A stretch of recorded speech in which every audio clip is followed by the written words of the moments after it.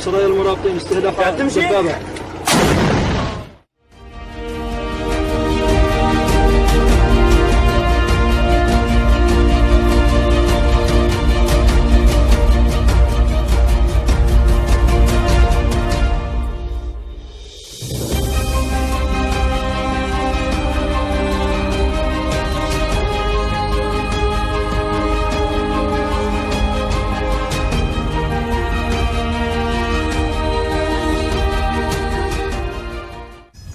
Ugandan farmer Margaret Kagole says she is still fighting for compensation for land that was taken a decade ago for tapping the country's oil wealth. Kagole was given a payout that she says was not enough, so she is still fighting for over $16,000.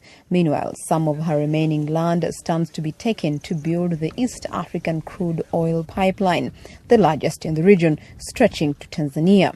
Even this one, I'm not sure that maybe they will come and pay. Now 2 years. So for us as rural people, what do we do? Presidents Yoweri Museveni and John Magufuli in September signed a deal to build the pipeline which will cross from southwestern Uganda to Tanzania's port of Tanga. The oil project will be run by French company Total and Chinese company CNOOC. It is not yet clear when construction of the nearly 1,500-kilometre or 900-mile line will begin, but it is expected to take up to 3 years to finish and to displace thousands of people. Few details have been released on the payout, and Ugandan activists worry the oil project could damage Lake Albert and nature reserves. How are these wells going to impact on the fishing?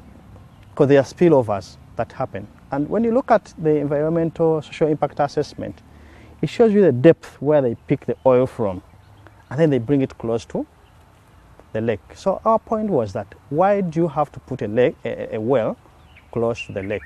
Can't you use another method? The Petroleum Authority of Uganda says all locals will be compensated for acquired land before the project begins and at rates determined by land authorities.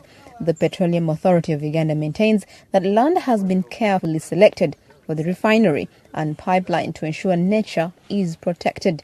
When they're acquiring land, either for a pipeline or the central processing facility, there is provision for a buffer zone. So if we have acquired, let's say, a 30-meter corridor, the pipeline is not going to fill all that corridor. That corridor that's being acquired provides for the pipeline itself and then a buffer on each and every side. Ugandans here are becoming used to seeing their homes swallowed by seasonal flooding and lakeside erosion. Some, like Kagole, have added oil development to the list of threats to their land. Halima Athumani for VA News, Buliisa District, Uganda. For Talo, that was in County where our gardens are.